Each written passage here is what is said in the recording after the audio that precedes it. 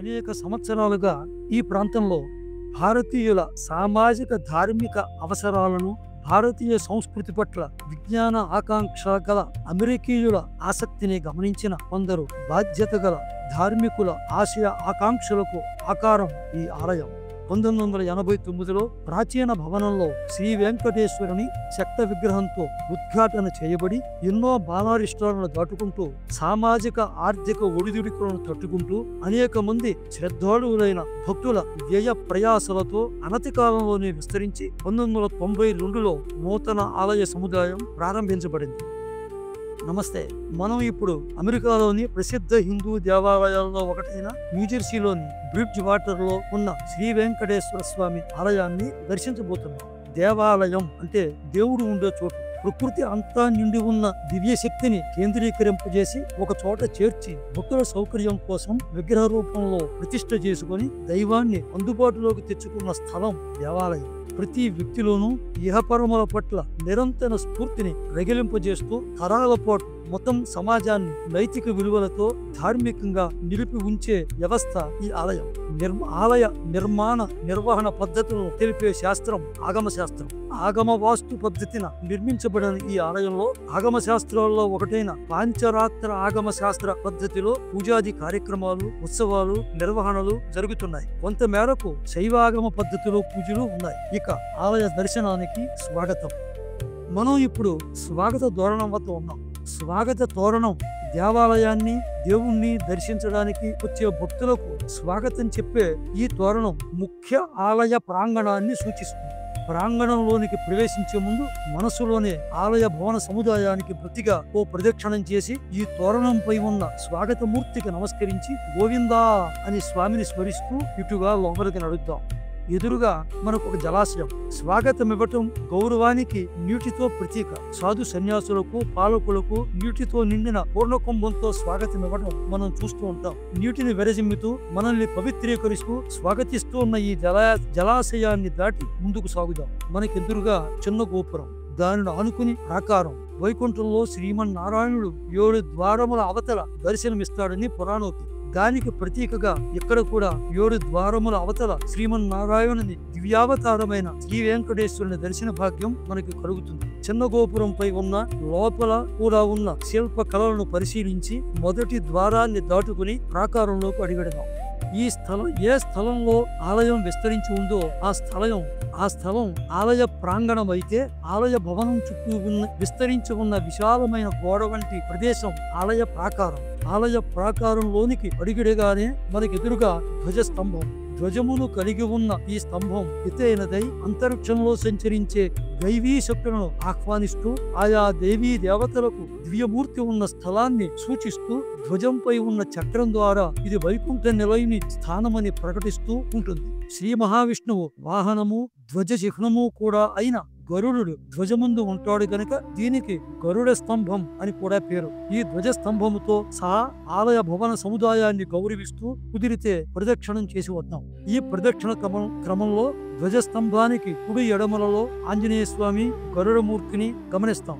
ఈ ప్రదక్షిణ క్రమంలోనే ఆలయ ప్రాకార కుడ్జములపై ఉన్న దశావతార మూర్తులను మనం గమనిస్తాం. ఈ దశావతార మూర్తులు ఇంకా గజేంద్ర మోక్షణం వంటి గాథలను ప్రతిబింబిస్తూ శిల్పాలను, చిత్రాలను లోపలి గోడలపై, గోపురంపై, ఆలయ విమానంపై, తలుపులపై కూడా చూడవచ్చు. దుష్ట శిక్షణ, శిష్ట రక్షణ, ధర్మ సంరక్షణలతో కూడిన స్వామి అవతార గాథలను ఇతరత్రా సేకరించి అధ్యయనం చేద్దాం. ప్రస్తుతం వాటి పేర్లు మాత్రం తెలుసుకుని వెళదాం.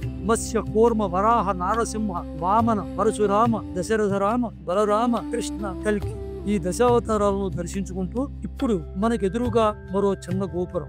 ఈ ద్వారానికి ఇరువైపులా 2 విచిత్రమూర్తులు, అదే లోపల మరో 2 ఉన్నాయి. వీటిని వ్యాళ మృగములు అంటారు. వ్యాళ మృగమని, యాళి అని, కొందరు యాళి అని పలుకుతారు. కోట్ల సంవత్సరాల క్రితం డైనోసార్ల వలె అంతరించిన ఒక మృగజాతి అని ప్రసిద్ధి. ప్రాచీన గ్రంథాలలో పేర్లు వినపడుతుంది, ప్రాచీన శిల్పాలలో మూర్తి కనపడుతుంది. మృగం యొక్క ముఖాన్ని బట్టి గజవ్యాళి, మకర వ్యాళి, అశ్వవ్యాళి, నరవ్యాళి ఇలా రకాలు ఉన్నాయి. ఇక్కడ ఉన్నది గజముఖం. శరీర ఊర్ధ్వభాగం సింహం, అధోభాగం అశ్వం, తోక సర్పం, గజబలం, సింహ పరాక్రమం, అశ్వవేగం, సర్ప దక్షత కలగలిసిన ఈ మృగం ఈ స్థలానికి రక్ష. మంత్ర తంత్రపరమైన దాడులకు రక్ష ఈ వ్యాధులు. క్షేత్ర సంరక్షకుడు అన్నమాట.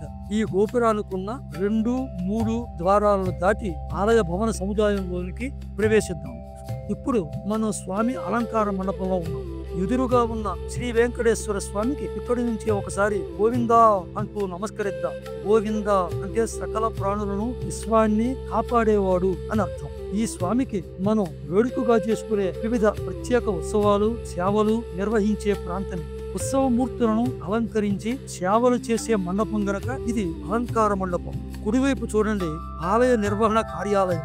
దానికి అవతల యాగశాల. ఆ యాగశాలలో ఆలయానికి సంబంధించిన వివిధ సందర్భాలలో చేయవలసిన హోమాలు, యజ్ఞాలు, యాగాలు నిర్వహించబడుతూ ఉంటాయి. యజ్ఞ స్వరూపుడైన పరమాత్మను యజ్ఞంతో ఉపాసించే పవిత్రమైన స్థలం ఇది. దానికి ఎదురుగా ఆత్మ సమర్పణకు ప్రతీకగా అర్పించే కొబ్బరికాయలను కొట్టే ప్రదేశం.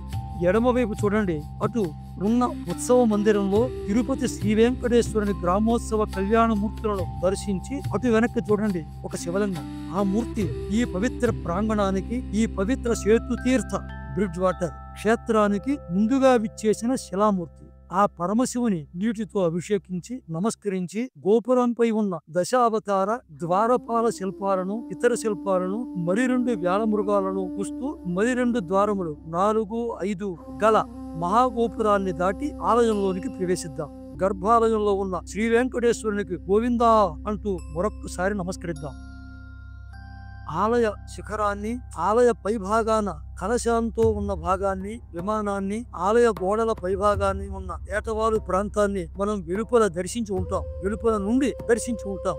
లోపలి ఆలయం ప్రధానంగా 3 భాగాలు. గర్భాలయం, స్వామి ఉన్న చోటు. గళం, స్వామికి ఎదురుగుండా ఉన్న ముఖమండపం. స్వామికి ఎదురుగా ఉన్న హాలు సమీప మండపం, తర్వాత ప్రధాన మండపం. ఇప్పుడు మనకి ఎదురుగా స్వామి దివ్యమంగళ విగ్రహం. మనం ముందు స్వామిని చూపుతున్నట్టు స్వామికి నమస్కరిస్తూ స్వామిని చూస్తూ గరుత్మంతుడు. ఆయన వెనుక ఉన్న బలిపీఠం. నివేదిత ప్రసాదాన్ని సకల ప్రాణులకు సమర్పిస్తున్న పీఠం ఈ బలిపీఠం.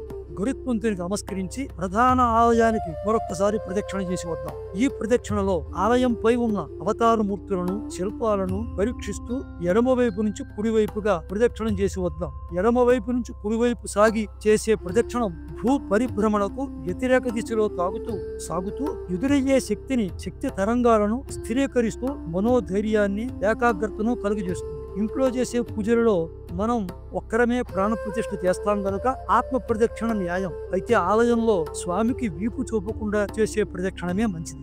స్వామిని ధ్యానించి అర్చించే ముందు ఆలయ సముదాయాలలోని సహాలయాలను, ఉపాలయాలను దర్శిద్దాం. ముందుగా గణపతితో ప్రారంభిద్దాం. ఇక ముందు చూడబోయే ప్రతి ఉపాలయం పైన ఆ దైవముకే చెందిన రూపాలను, వాటిని మనం గమనించవచ్చు. వారు తమ తపఫలంతో సామీప్య ముక్తిని పొందిన పార్షదులు. దైవ పరిషత్తులో ఉన్న సమీపంలో ఉంటూ అదే రూపాన్ని పొందిన పరిషత్ సభ్యుడు. వారు మనకు మోక్ష మార్గాన్ని ఆచరించి చూపిన సాధకులు. వారికి నమస్కరిస్తూ ముఖ్య దైవాలను దర్శిద్దాం. అగ్రపూజలు అందుకునే గణపతి, విఘ్నములను తొలగించే విఘ్నేశ్వరుడు, కష్టములను తొలగించే సంకటహరుడు, విద్యాబుద్ధులను ఇచ్చి కార్యసిద్ధిని కలుగ చేస్తాడు. శుభాన్ని, లాభాన్ని ప్రసాదిస్తూ క్షేమంగా ఉంచుతాడు. పార్వతీ పరమేశ్వరుల కుమారుడైన గణపతికి ముందుగా నమస్కరిస్తాం. ఓం గం గణపతయే నమః. గణపతికి వెనుక వైపు ఉన్న శివాలయానికి ఎదురుగా ఉన్న ఈ మండపంలో గణేశుని, శివపార్వతుల, వల్లీ దేవసేన సమేత సుబ్రహ్మణ్యుల, నటరాజ శివగాముకులతో కూడిన శివ పరివార ఉత్సవమూర్తులను, ఆయా దేవతలకు చెందిన ఉత్సవాలలో అర్చనలందుకుని ఇక్కడ కొలువు తీరి ఉన్నారు. అద్వైత మతాచార్యులైన ఆదిశంకరులను దర్శించి వీరికి ఎదురుగా శివుని నంది వాహనాన్ని, గణేశుని మూషిక వాహనాన్ని, కుమారుని నెమలి వాహనాన్ని దర్శిద్దాం.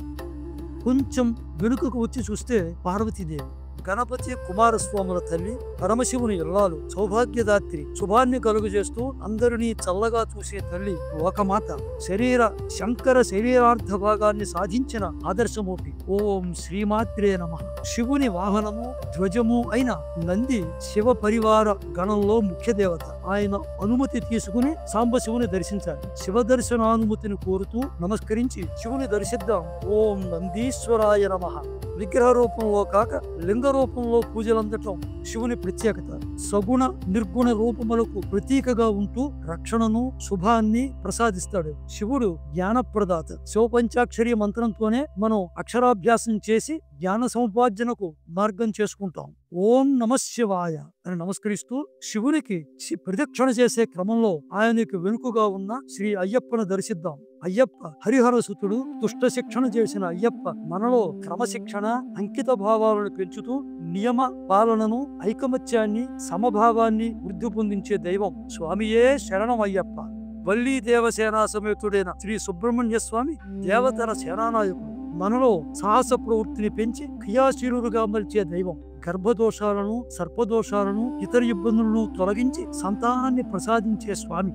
ఓం సాం శరవణ భవాయ నమః అని స్వామికి నమస్కరించి కొంచెం ముందుగా వెళ్లి ఎడమవైపు గోడపై ఉన్న శ్రీ వెంకటేశ్వరుని చెక్కమూర్తిని దర్శిద్దాం. ఈ స్వామి ఈ క్షేత్రానికి విచ్చేసిన మొదటి మూర్తి. సేతుతీర్థంలో, బ్రిడ్జ్ వాటర్ లో మొదటిగా అధివసించి ఈ స్థలాన్ని శ్రీ వెంకటేశ్వరుని పుణ్య స్థావరమని స్థిరపరచి శ్రీ వెంకటేశ్వరునికి నమస్కరించి ఈ కొంచెం ముందుకు సాగుదాం. పోయిందా కొంచెం ముందుకు సాగితే శ్రీ సత్యస్వరూపుడైన సత్యనారాయణుడు, సకల కోరికలను తీర్చే సత్యమూర్తి, వ్రత సంతుష్టుడు. సత్యమును వ్రతముగా, నియమముగా పాటిస్తూ ఈ నారాయణుడు శాశ్వత సత్యాన్ని ప్రసాదిస్తాడు. మనం సత్యాన్ని పాటిస్తే సత్య శోధనతో సత్య సాధనకై శ్రీ సత్యనారాయణ స్వామికి నమస్కరిస్తూ ఓం శ్రీ సత్యనారాయణ స్వామినే నమః అంటూ కొంచెం ముందుకు వెళదాం. శ్రీ మహావిష్ణువునే స్థితిమంతుడిని చేస్తూ ఆయనకు స్థితికారకత్వాన్ని, శక్తి స్వరూపిణి అయిన శ్రీ మహాలక్ష్మి ధన, వస్తు, వాహన అన్నిటికీ అధిదేవత. భక్తులకు అష్టైశ్వర్యాలను ఇస్తూ వైభవంగా జీవింపజేసే ఐశ్వర్యమూర్తి ఈ శ్రీదేవి. ఓం శ్రీం శ్రీయై నమః అని నమస్కరిస్తూ కొద్దిగా ముందుకు సాగుదాం. ఇంకొంచెం ముందుకు నడిస్తే మన అస్తిత్వానికి ఆధారమైన భూమాత, శ్రీ మహావిష్ణువుచే పరిపాలించబడిన జిల్లాలు, ఇహజీవనానికి ఆధారం, ఓర్పుకి మారిపేరు, అనుకున్నది సాధించే వరకు తపస్సును ఆపకూడదు అని సూచించే తల్లి. భక్తితో, కైంకర్యంతో భగవంతునిలో భాగమైన గోదామాత ఈ భూస్వరూపిణి భూమాత. ఓం భూదేవ్యై నమః, గోదాదేవ్యై నమః అని అంటూ కొంచెం పక్కకు నడిస్తే శ్రీ దుర్గామాత. దుష్టులను, మనలోని దుష్టత్వాన్ని, పాపాన్ని సంహరించి లోకాన్ని దుష్టరహితం చేసే తల్లి. మానవుల తప్పులను క్షమిస్తూ పరిశుద్ధులుగా చేస్తూ కష్టాలను పోగొట్టే తల్లి, ఈశ్వరుని భార్య. ఓం దుం దుర్గాయై నమః అని నమస్కరిస్తూ కొంచెం పక్కకు నడిస్తే సృష్టి స్థితి లయకారకులు బ్రహ్మ, విష్ణు, మహేశ్వరులకు పత్నులై బ్రహ్మకు సరస్వతి, విష్ణువుకు లక్ష్మి, మహేశ్వరునికి దుర్గా. వారి వారి కార్యాలకు శక్తిని చేకూరుస్తూ ఆరాధించిన భక్తులకు సృజనాత్మక శక్తిని సరస్వతి ఇస్తూ, స్థిరమైన ఐశ్వర్య సంపాదనా శక్తిని లక్ష్మి ఇస్తూ, స్థైర్యమును దుర్గ ఇస్తూ మనల్ని అనుగ్రహిస్తున్న ఈ ముగ్గురు మూర్తులకు నమస్కరించి ఓం దుం దుర్గాయే నమః, ఓం మం మహాలక్ష్మే నమః, ఓం సాం సరస్వత్యై నమః అని నమస్కరిస్తూ కొంచెం ముందుకు సాగుదాం. లోకాధారమైన ఆదర్శ దంపతులు శ్రీ లక్ష్మీనారాయణుడు వివిధ అవతారములకు మూలమూర్తులు, స్థితికారకులు, సౌఖ్యదాతలు, మోక్షప్రదాతలు అయిన శ్రీ లక్ష్మీనారాయణులకు నమస్కరిస్తూ ఓం శ్రీ లక్ష్మీనారాయణాభ్యాం నమః అని నమస్కరిస్తూ కొంచెం ముందుకు వెళితే రాధాకృష్ణుడు, మోక్షగాములకు శ్రీ రాధాకృష్ణుడు వైకుంఠ తత్వ నిలయులు, భక్తులకు బృందావన సంచారుడు, ప్రేమతత్వాన్ని, సర్వప్రాణి సమభావనను కలిగించే దేవతలు శ్రీ రాధాకృష్ణుడు. వీరికి నమస్కరిస్తూ ఓం శ్రీ రాధాకృష్ణ పరబ్రహ్మణే నమః. కొంచెం ముందుకు సాగుదాం. ఇక్కడ శ్రీరామచంద్రుని ఆలయం సహాలయంగా ఉన్నది. మర్యాద పురుషోత్తముడు, శీల చరిత్ర ప్రవర్ధకుడు, ఆదర్శమూర్తి, మహాసాధ్య సీత, సోదరుడు లక్ష్మణుడు, భక్తుడు ఆంజనేయునితో సహా సపరివారంగా దర్శనమిచ్చే శ్రీరాముడు సద్గుణ ప్రదాత. ఆ శ్రీరామునికి సపరివారంగా ఉన్న ఈ రామచంద్రమూర్తికి నమస్కరిస్తూ ఓం శ్రీ రామాయ నమః అని అనుకుంటూ కొద్దిగా వెనక్కి తిరిగితే శ్రీ ఆంజనేయుడు బుద్ధి, బల, కీర్తి, ధైర్యాది అనేక గుణాలను ఇచ్చే మహాబలవంతుడు, శ్రీరామ భక్తుడు, ఆదర్శ ఆచార్యుడు శ్రీ ఆంజనేయుడు. ఆయనకి నమస్కరిస్తూ ఓం శ్రీ ఆంజనేయాయ నమః.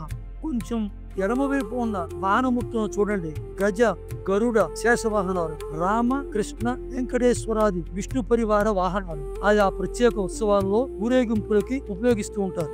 భూమిపై ఇక నవగ్రహాలకు కొంచెం ముందుకు సాగి నవగ్రహాలను గమనించండి. భూమిపై ఉన్న అనేక వస్తువులను ప్రాణులను ప్రభావితం చేసే నవగ్రహాలు మన పుణ్య పాపాలను గ్రహించి ప్రతిఫలిస్తాయి. కనుకనే వీటికి గ్రహాలు అని పేరు. గ్రహాలు ప్రసన్నంగా ఉంటే జీవితం సాఫీగా సాగుతుంది. ఓం ఆదిత్యాది నవగ్రహ దేవతాభ్యో నమః అని నవగ్రహాలను దర్శించుకుని ఓ ప్రదక్షిణం చేసి మళ్ళీ శ్రీ వెంకటేశ్వరునికి ఎదురుగా రండి.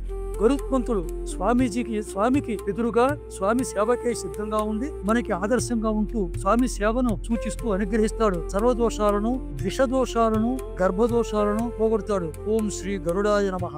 ఇక ప్రధాన ద్వారమునకు కుడి ఎడమలలో ఉన్న ద్వారపాలకులను గమనించండి. ఈ జయ విజయులు వైకుంఠ నిలయుని ద్వారం వద్ద కాపురాగా ఉంటూ నిరంతరం స్వామిని సేవిస్తూ మనల్ని స్వామి దర్శనానికి అనుమతిస్తూ అనుగ్రహిస్తారు. వారి అంశాలను మనం గడిచిన ద్వారముల వద్ద కూడా చూసి ఉంటాం. వారి అనుమతి తీసుకుని మిగిలిన 2 ద్వారములు 6, 7 ఆవల ఉన్న ప్రధాన దైవమైన శ్రీ వెంకటేశ్వర స్వామిని దర్శిద్దాం. ఇప్పుడు మనం ప్రధాన దైవం శ్రీ వెంకటేశ్వరుడికి ఎదురుగా ఉన్నాం.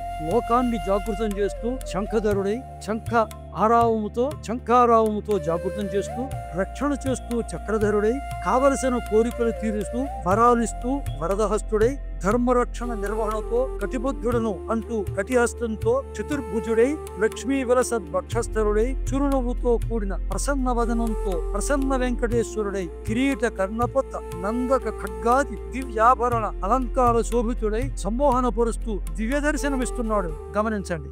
దివ్య దర్శన అనంతరం మరొక్కసారి పాదాల నుంచి శిరస్సు వరకు మెల్లగా చూస్తూ చివరగా మొత్తం మూర్తిని దర్శించండి. కళ్ళు మూసుకొని దర్శించిన రూపాన్ని మనస్సులో నిలుపుకొని స్థిరపరచుకోండి. కళ్ళు మూసుకొని దర్శనాన్ని అనుకరించిన స్వామికి కృతజ్ఞతలు చెప్పండి. అవకాశాన్ని బట్టి అర్చనాదులు, హారతి, తీర్థం, పాదుకలు స్వీకరించండి. స్వామికి వీపు చూపకుండా మెల్లగా తిరిగి అలంకార మండపంలోనికి వచ్చి ప్రసాదం తీసుకుని కిందికి పదండి. శ్రీ వెంకటేశాయ నమః.